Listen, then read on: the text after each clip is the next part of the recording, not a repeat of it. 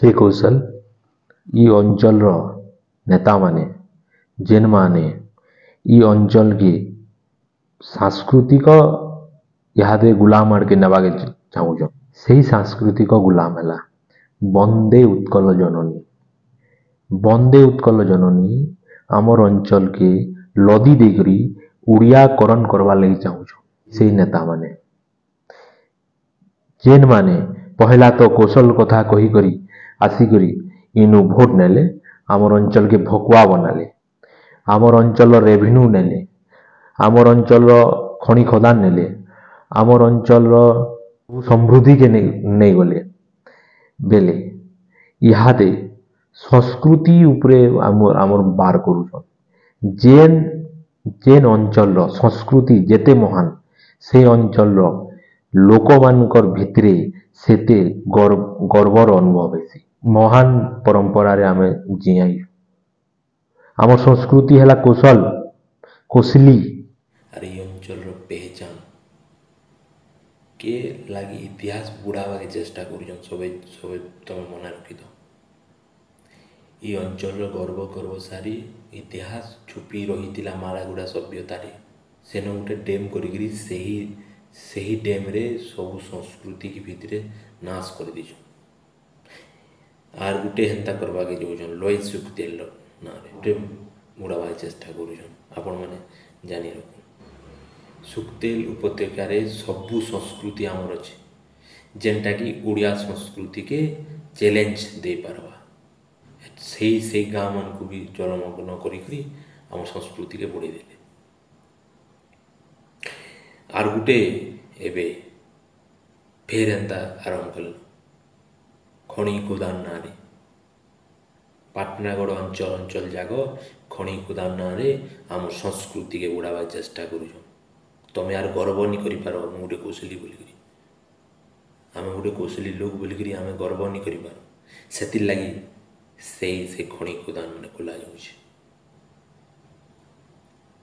ଯେନ୍ତା ମାରାଗୁଡ଼ା ସଭ୍ୟତାର ପେହଚାନ ଥିଲା ସେହି ଗାଁ ମାନେ ଯେନ୍ ଗାଁ ମାନେ ବୁଡ଼ିଛି ରାମ ମହାପୁରର ମାମୁଁ ଘର ଥିଲା ସେ ଅଞ୍ଚଳରେ ସେଟା ସେ ଗାଁ ମାନେ ବୁଡ଼ିଛି ଭୂତତ୍ତ୍ୱ ବିଭାଗ ସବୁ ରିପୋର୍ଟ ଦେଇଛି ଜାନ ଆମର ଅଞ୍ଚଳର ଲୋକମାନେ ଆଦିବାସୀମାନେ ଯେନ୍ଟାକି ଆମେ ନେଇକିରି ଗର୍ବ କରୁଛୁଁ ଯଦି ଆମର ଅସ୍ତିତ୍ୱ ବୁଡ଼ିଯିବା ବେଲେ ଆମେ ସବୁଦିନ ଲାଗି ହେନ୍ତା ଗୋଟେ ଅଞ୍ଚଳର ଇଙ୍ଗିତ ହିସାବେ ସବୁବେଳେ ରହମା ଆମେ ଆମର ଭାଷାକେ ଉପଭାଷା ବୋଲବେ ଆମକୁ ବି ସେମାନେ ଉପଲୋକ ବୋଲବେ ହେନ୍ତା କରି ତ କହୁଛନ୍ ଏମାନେ ଏହି ଆଦିବାସୀମାନେ କିଛି ଜାଣନ୍ତି ନାହିଁ କିଛି ସେମାନଙ୍କର ଏଇଟା ନାହିଁ ବୋଲି କହୁଛନ୍ତି ଆଜି ଆମକୁ ସେନ୍ତା ଅବସ୍ଥା କରିବାକୁ ଚାହୁଁଛୁ ଆମର ଇ ଅଞ୍ଚଳରେ ଆମର ଇ ଅଞ୍ଚଳର ସବୁ ୟୁଥମାନଙ୍କୁ ଆଗାମୀ ପିଢ଼ିମାନଙ୍କୁ ମୁଁ ଅନୁରୋଧ କରୁଛେ ଯେ ତୁମର ଅସ୍ତିତ୍ୱ ବଞ୍ଚ ଲଢ଼େଇ କର ନିଜର ଅସ୍ତିତ୍ୱ ବଞ୍ଚାବାର୍ ଲାଗି ନିଜର ସେ ଅଞ୍ଚଳର ସ୍ୱାଭିମାନ ବଞ୍ଚାବାର୍ ଲାଗି ଅସ୍ମିତା ବଞ୍ଚାବାର୍ ଲାଗି ଲଢ଼େଇ କର ନହେଲେ ସବୁ କଟକେ ସବୁ ଆମର ପୁରା ତେଇଶନେସ୍ କରିଦେବେ ପୁରା ଆଚ୍ଛା ଖାଲି ଖଣି ଖୋଦାନ ଆର୍ କାଣା ହେଲେ ଅଞ୍ଚଳର ଡେଭଲପ୍ ହେସିକେ ତୁମ ଚାଷୀମାନଙ୍କ ଡେଭଲପ୍ କରୁନ ପନିସୁଗରର ମିଲ୍ର କଥା ମିଲ୍କେ ଉଦ୍ଧାର କର ଇଥାନଲ୍ ପ୍ଲାନ୍ କଲ ହଜାର ଯୁବକ ଚାକିରି ପାଇବେ ଆମର ଇନର ପିଲାମାନଙ୍କୁ ଦିଅ ଚାକିରି ଇନର ଅଞ୍ଚଳର ପିଲାମାନଙ୍କୁ ରୋଜଗାର ଦିଅ କାହିଁକି ନି ଦେବା ତମେ ଆଉଛ କଟକିଆ ମାନଙ୍କୁ ବ୍ରହ୍ମପୁରିଆ କଟକିଆ ସବୁ ମାନିକରି ଆନୁକରି ଭରୁଛ ଇନ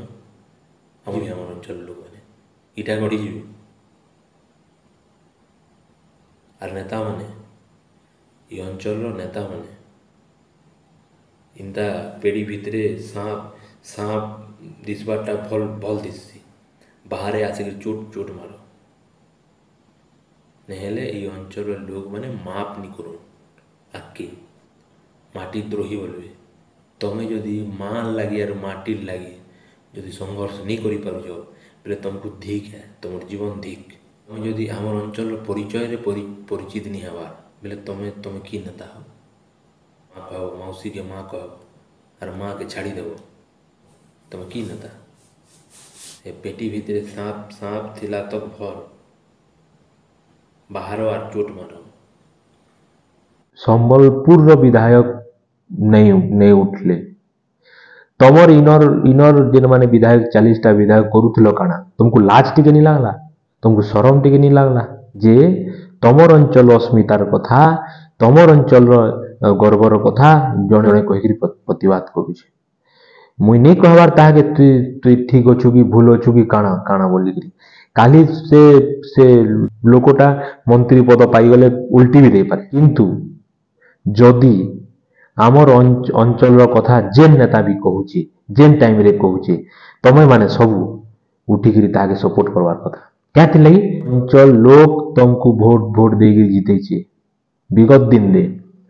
ଗୋଟେ ନେତା ବି କହିଲି ମୁଇଁ